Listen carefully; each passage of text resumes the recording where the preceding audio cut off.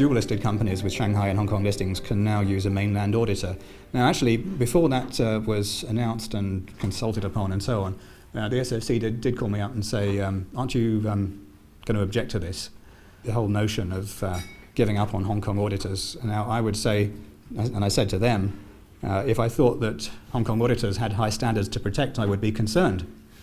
But the reality is that they don't, and they've failed repeatedly in various frauds to spot problems, and they don't have a direct relationship to investors. Now, if a listed company has got surplus cash, it should return it to shareholders with dividends or capital redistribution. It should not be lending it to fellow listed companies or to its parent.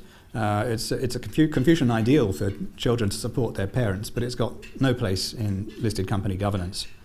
So if you see these proposals, please vote them down, vote against. Don't listen to arguments that, oh, well, the parent company guarantees the repayment, because that's absolutely no use to you if the parent company goes bust, or if it decides to prioritize repayment to other parts of the group rather than the one that you invested in. Did you know? Many people don't, because, again, there's never any litigation to test the point. But you can't actually sue on a prospectus unless you read it, and you can prove that you read it, and you still own the shares.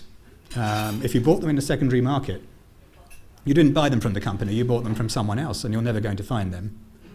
You have no rights against the company. You have rights against the person you bought them from, but he wasn't representing the company in the terms of the prospectus. So we need to reform that law, and the SFC did look at that in 2005 and then dropped it in 2008. If you see a company that is indulging in large transactions with companies it's not willing to name the owners of, then it's either dealing with people who are perhaps corrupt and shouldn't be taking that money in the first place, or it's dealing with related parties. They shouldn't have a problem naming their counterparties.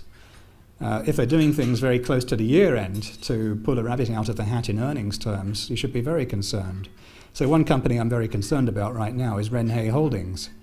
I've looked at the accounts there, and if you go through the 2010 accounts, you'll see some very large transactions close to the year end with BVI companies, the owners of which have not been disclosed, which generated all their profit for the year, basically. They would have been in loss without that. It may be perfectly legitimate, but it's not a company I would invest in.